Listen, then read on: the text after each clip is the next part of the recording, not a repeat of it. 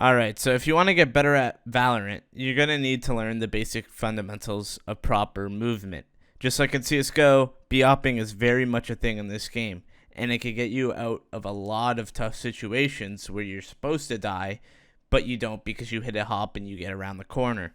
There's no better way to get better at movement in Valorant than just practicing 24/7. Every game you're in, try to strafe around corners, try to hit your B hops. You keep trying, and eventually you'll get better at movement, and you're going to hit your strafes more often than not, and you're going to hit some B hops here and there.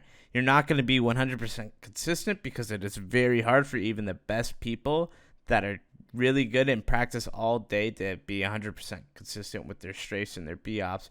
But if you know the basic concepts, and you're hitting your strafes and B-hops more often, it could definitely help you out when you're in a tough situation or even entering a bomb site. If you know how to B-hop and you hit your hop on the way to entry the bomb site, that guy's going to have no idea how you got there so fast. And it's because you practice your movement that you are able to hit your consistent hops and get there and get the entry kill and just completely blindside the defender that's guarding the bomb site. So in CSGO, there's community servers to practice your B-hops, your strafes, your movement in general.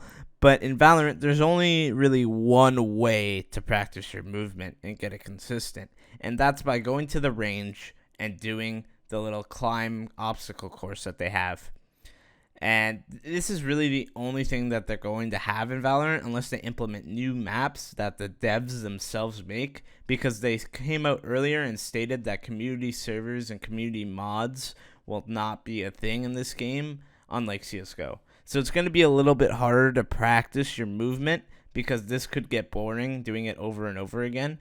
But it's really helpful if you do this because you'll get the hang of strafing and B-hopping a lot faster.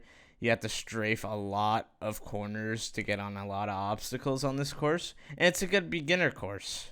So for somebody that's completely new to this type of movement and it's like, what is strafing? Like, how do you bunny hop?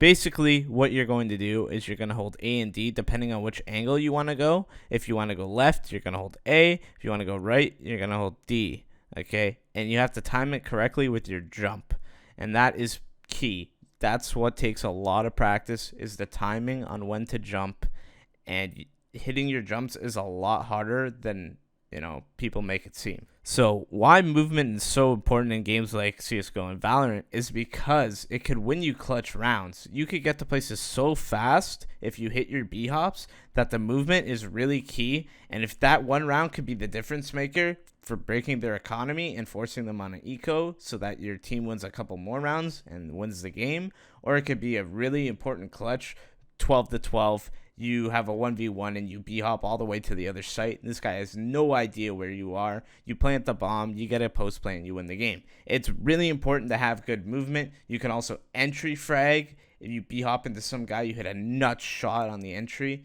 It's just, movement is one of the most underrated aspects of first-person shooters. I don't see a lot of people emphasizing that movement is key when it could win you a lot of rounds and it could even win you the game in a clutch situation.